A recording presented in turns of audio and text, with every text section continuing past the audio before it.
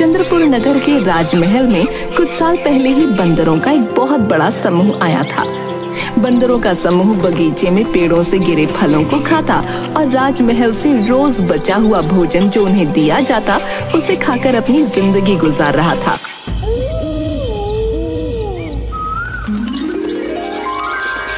सरदार, तुमने तो हमारी जिंदगी ही बदल दी। अगर तुम्हारी बात मानकर हम इस राजमहल में ना आते तो आज बाकी बंदरों की तरह जंगल और नगरों की धूल खा रहे होते। कितनी मेहनत भरी जिंदगी होती है वहां। तुम सबने मुझ पर विश्वास किया और मुझे अपने समूह का सरदार बनाया है, तो मेरा फर्ज बनता है हमेशा तुम सबका भला सोचने और तुम सबकी देखभाल करने का। सरदार, तुम्हारे कहने पर ही हम सब चंद्रपुर आए और इस राजमहल में शरण ली। तुम्हारी बात मानकर हमने कभी पेड़ों पर लगे फलों को तोड़कर खाने की कोशिश नहीं की। जो कुछ भी पेड़ से गिरता हम वही खा लेते और उसका नतीजा ये है कि महल के सेवकों ने कभी हमें महल से भगाने की कोशिश नहीं की, बल्कि वो सब तो खुशी खुशी हमें महल का बचा हुआ स्वादिष्ट भोजन भी देते हैं। हाँ, जिसके कारण हम सब इतने हृष्ट पुष्ट हो गए हैं। सभी बंदर ठहाके लगाकर हंसने लगे। वनराज एक बूढ़ा लेकिन बहुत ही ज्यादा बुद्धिमान बंदर था और समय समय पर अपना परामर्श बंदरों के समूह को दिया करता था। वनराज की बुद्धिमानी की वजह से बंदरों का समूह आराम की जिंदगी बिता रहा था। राजमहल के किसी भी सदस्य को बंदरों के समूह से आपत्ति नहीं थी, इसलिए उनका जीवन सुखपूर्वक बीत रहा था। एक दिन राजमहल में महाराज अपने मंत्री से बोले, मंत्री जी, राजकुमार को भेड़ बहुत पसंद है। वो सारा दिन सिर्फ अपने इस भेड़ के आकार के बने खिलौने को हाथ में लिए रहते हैं। आप पता कीजिए और कहीं से राजकुमार के खेलने के लिए सचमुच की भेड़ मंगाइए।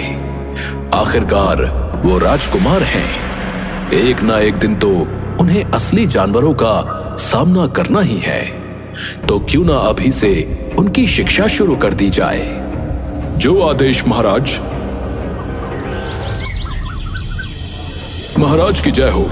महाराज, आपके आदेश के अनुसार हमने दूसरे राज्य से राजकुमार के लिए 2 भेड़ें मंगवा ली हैं। ये तो आपने बड़ा ही उचित कार्य किया है मंत्री जी। भेड़ को हमारे समक्ष पेश किया जाए।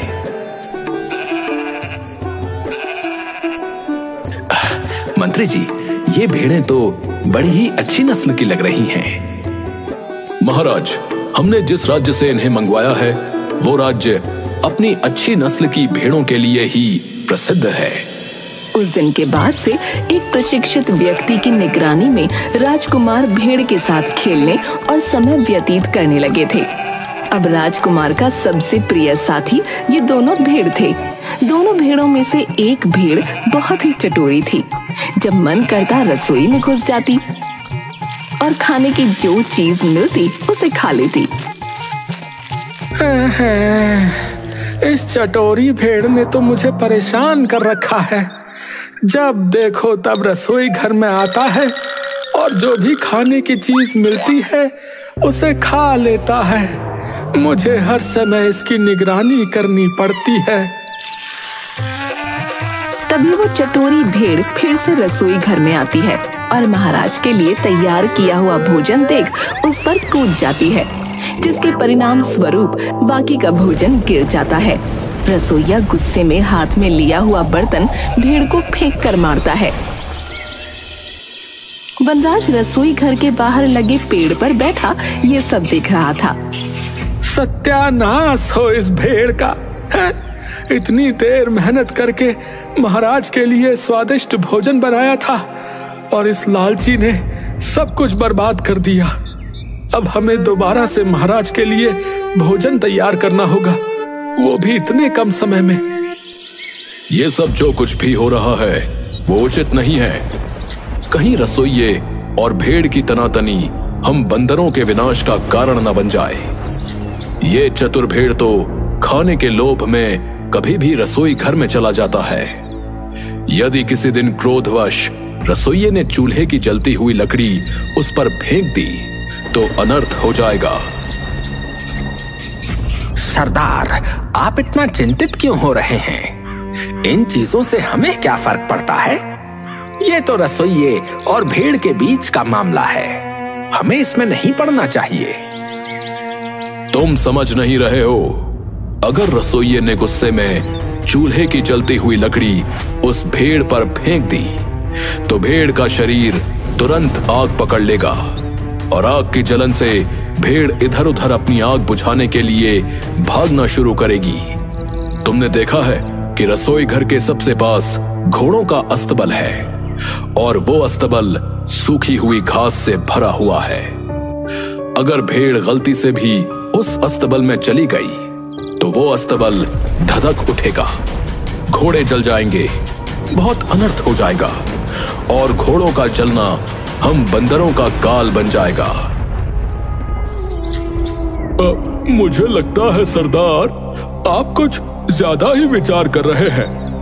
वनराज कुछ भी नहीं बोलता।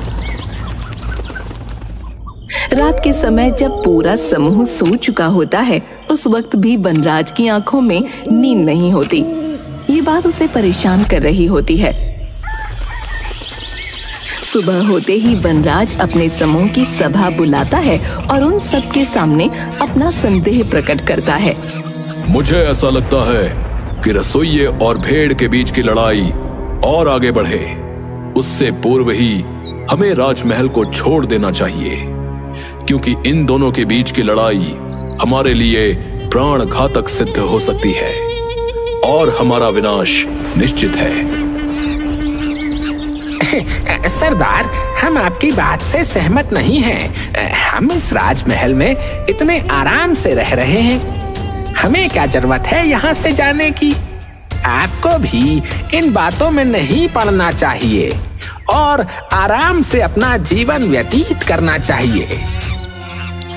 सरदार अब बूढ़ा हो चुका है, इसका दिमाग काम नहीं करता। हमारी अच्छी भली आराम की जिंदगी चल रही है, फिर भी न जाने क्यों इसे ये राजमहल छोड़कर जाना है।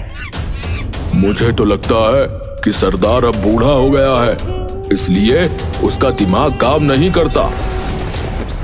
जब वनराज ने ये बातें सुनी तो उसने तत्काल राजमहल छोड़ दिया।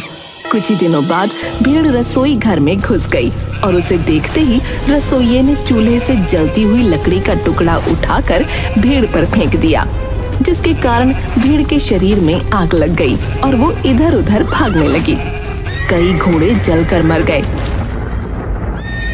ये खबर सुनते ही महाराज अस्तबल के पास पहुंचते हैं। मंत्री जी, तुरंत वैद्य को बुलाया जाए और मेरे घोड़ों का उपचार कराया जाए। महाराज, वैद्य को बुला भेजा है, वो आते ही होंगे। राजमहल के पशु वैद्य आते हैं। वैद्य ने घोड़ों के घाव का परीक्षण किया और बोले,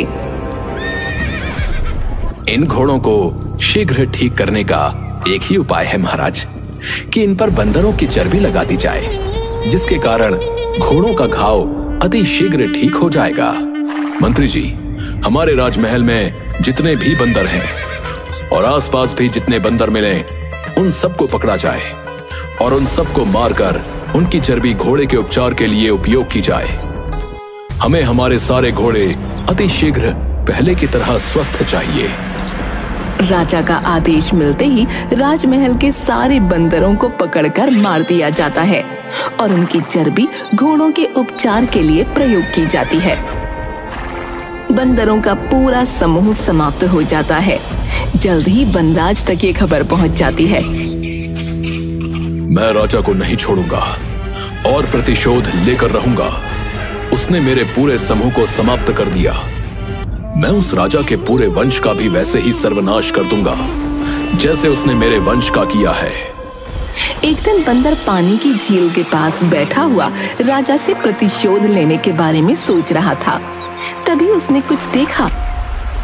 इतने सारे पैरों के निशान झील की तरफ जाते तो हैं, परंतु इनमें से कोई भी निशान वापस आता हुआ नहीं दिख रहा है। अवश्य इस झील में कोई राक्षस या मगरमच्छ रहता है, जो झील में जाने वाले हर मनुष्य और जानवर को खा लेता है। मुझे इस बारे में पता लगाना होगा। वनराज ने चतुराई दिखाते हुए कमल के तने से झील से पानी पी लिया। ये देखकर झील में रहने वाला राक्षस बाहर आ गया। वो बहुत ही विशाल और डरावना था। उसने कई तरह के आभूषण भी पहन रखे थे। राक्षस वनराज से, जो भी इस झील में आता है मैं उसे खा जाता हूँ, लेकिन तुम तो बहुत ही चतुर हो। मैं तुम्हारी चतुराई देखकर प्रसन्न हूँ। बोलो, तुम्हें क्या चाहिए?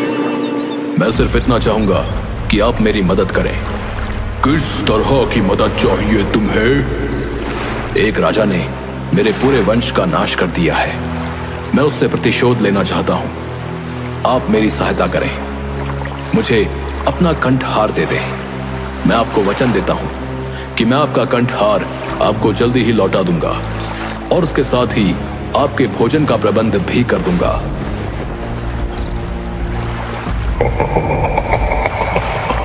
ये तो तुम मेरी मदद कर रहे हो, मेरे लिए भोजन का प्रबंध कर रहे हो। उचित है। राक्षस वनराज को अपना कंठहार दे देता है।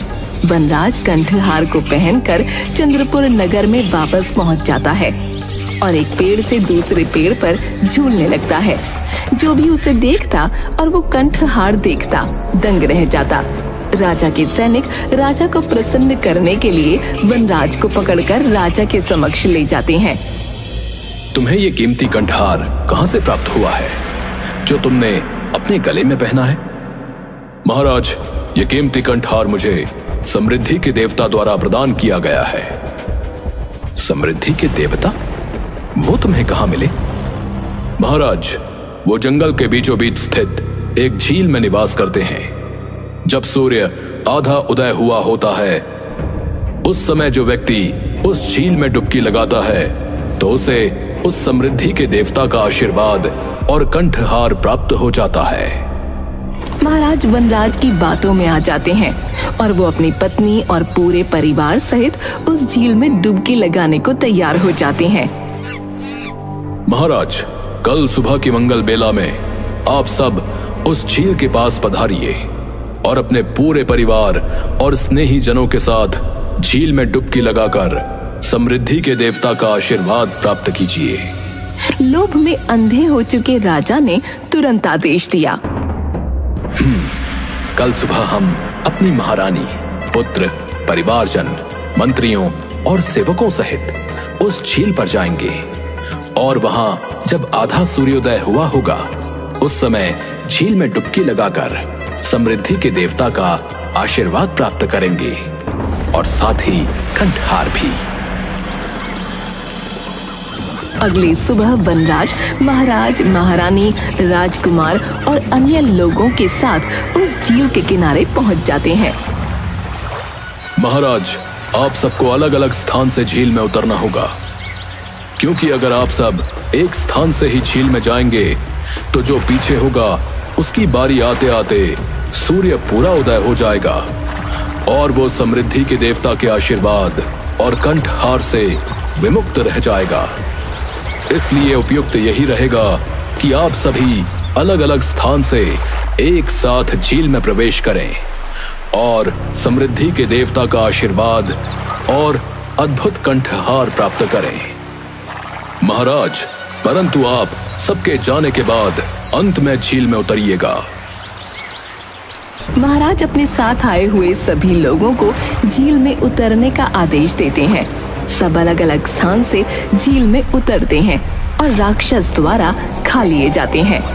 जब कुछ देर तक कोई बाहर नहीं आता तो महाराज चिंतित होकर वनराज से, वनराज, महारानी, राजकुमार, राजकुमारी, मेरे परिवारजन, मंत्री, सेवक अभी तक बाहर नहीं आए। कितना समय लगेगा उन्हें? मैं कब इस झील के अंदर जाऊंगा? वनराज एक पेड़ पर चढ़ जाता है और बोलता है, अरे दुष्ट राजन, तुम्हारा समस्त परिवार, मंत्री और सेवक सबको राक्षस ने खा लिया है। तुमने मेरे पूरे परिवार को मौत के घाट उतारा था। आज मैंने उन सब की मृत्यु का प्रतिशोध तुमसे लिया है। जिस तरह मैं अपने पूरे परिवार और समूह के बिना अकेला अपना जीवन व्यतीत कर रहा हूं, इसी तरह तुम भी अब से अपना जीवन अकेले ही व्यतीत करोगे और अपने किए पर पछताओगे। तुमने एक जीव के प्राण बचाने के लिए दूसरे जीव की हत्या कर दी। एक बार भी ये नहीं सोचा कि वो घोड़े तो तुम्हें प्रिय हैं, लेकिन बेचारे बंदरों का क्या? इसलिए तुमने उन निर्दोष बंदरों का वध कर दिया। मुझे अपने किए पर बहुत पछतावा है। मैंने जो किया वो गलत था। तुम मुझे क्षमा कर दो। वनराज वहां से चला जाता है और महाराज भी अपने किए पर पछताते हुए अपने प्रियजनों के वियोग में मानसिक रूप से प्रभावित होते हैं और पागल हो जाते हैं। उसके बाद कभी किसी ने वनराज को नहीं देखा। बुरे कर्मों का फल हमेशा बुरा ही होता है।